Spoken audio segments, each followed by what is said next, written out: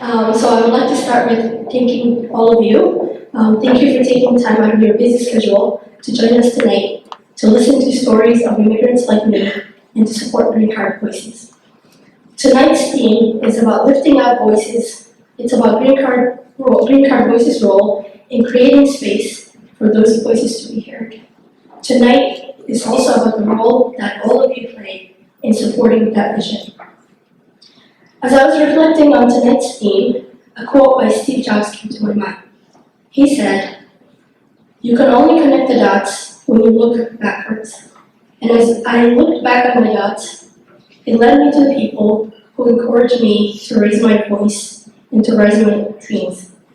And tonight, I would like to share with you a few of the lessons that I learned and a few of the people that have helped me to raise my dreams. The first lesson I learned was to raise my voice. Let me begin by taking you back to my childhood, to a city called Chichiga in the Somali region of Ethiopia. As a 6-year-old little girl, I made a decision that I wanted to attend school, but my mother wanted me to finish my Islamic studies first, which included memorizing the whole entire Quran, Islamic scripture. I saw no end to my Islamic studies, and as time would tell, I'm still taking classes to this day. And furthermore, I saw no reason why I couldn't do both. So, like the awesome daughter that I am, I convinced a family friend to register me in school, and of course, without letting my mom know.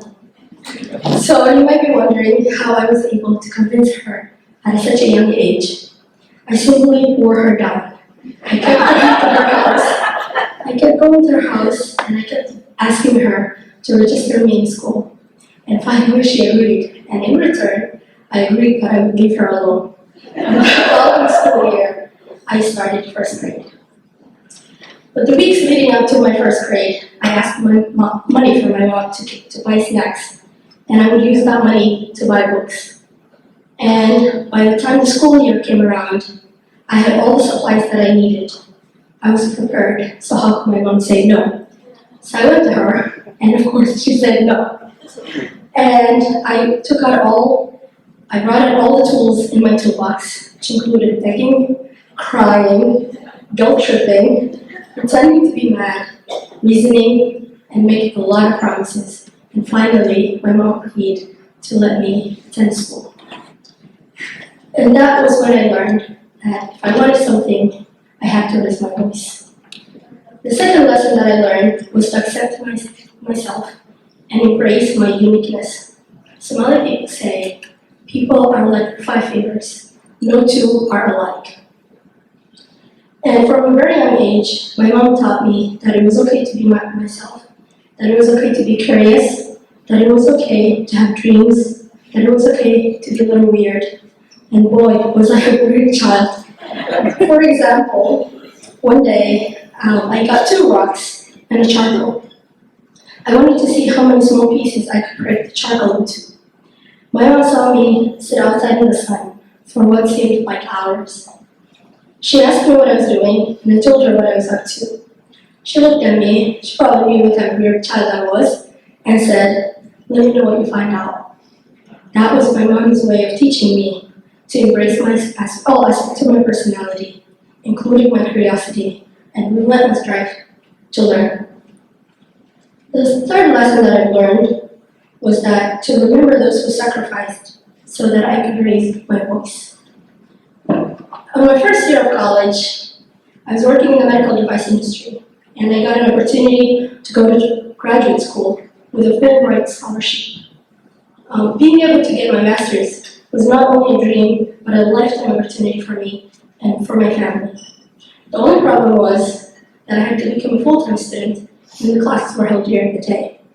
So I talked with my manager, asking for a flexible schedule, but he didn't see how he could agree to that request. So I went to my biggest support, my mom. I told her that I had an amazing opportunity to go to graduate school, but that meant I had to leave my only full-time salary position, which, by the way, was our only source of income at that time. I will never forget my mom's response. I will never forget for as long as I live. She looked at me and said, "I've struggled and worked hard all my life to support us. 2 more years is not going to kill me. I'll go back to work. You go get your master's.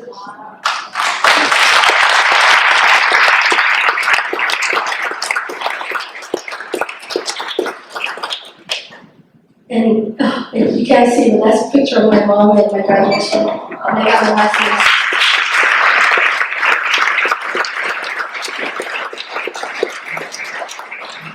The fourth lesson that I've learned was that no one has it alone.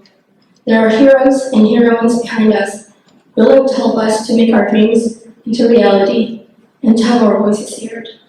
And tonight I would like to acknowledge and thank 2 very important women who made a difference in my ability to raise to my voice and to rise to my dreams. The first woman is my teacher, Dr. Hippolyte, who opened my eyes to dreams that I could not see, that I did not know were possible and I could never have imagined. When I was in high school, Dr. Hippolyte asked me what I wanted to become, and I told her I wanted to become a doctor. So she asked me if I had considered any other career options. And with that simple question, she opened my eyes to explore majors from writing, to human rights activism, to engineering. Furthermore, Dr. Hippolyte then invited me to join her Rio After School Club, where I could invent anything that I wanted. She took me to different labs at the University of Minnesota. She taught me how to do research and how to write research papers.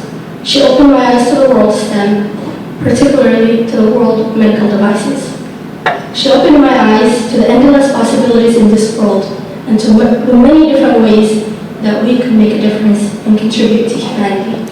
The second woman is Stephanie. Stephanie was my College Possible coach. She had edited every single college essay and scholarship essay that I've written. She wrote letters of recommendation for me and helped me find resources that I did not know existed. She even read a novel that I wrote in high school, which by the way was absolute total garbage. But she still read it and encouraged me to continue writing. And for that reason, that's why I still write and I still have a blog to this day. But beyond that, to this day, Stephanie still checks on me to see how things are going. And she gives me her time and listens to me. And tonight, both Stephanie and Dr. Hippolyte are here, so I would like to give them a round of applause.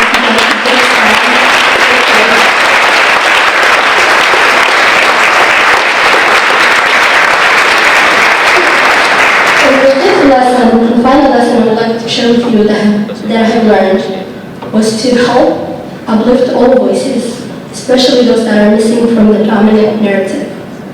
My call to action tonight is to appreciate the heroes and the heroines in our life, those who uplift us, who encourage us, who show up for us, and who help us find and amplify our voices. But more importantly, to honor them by being a hero or heroine for somebody else, to amplify, uplift, and help them so that all voices can rise.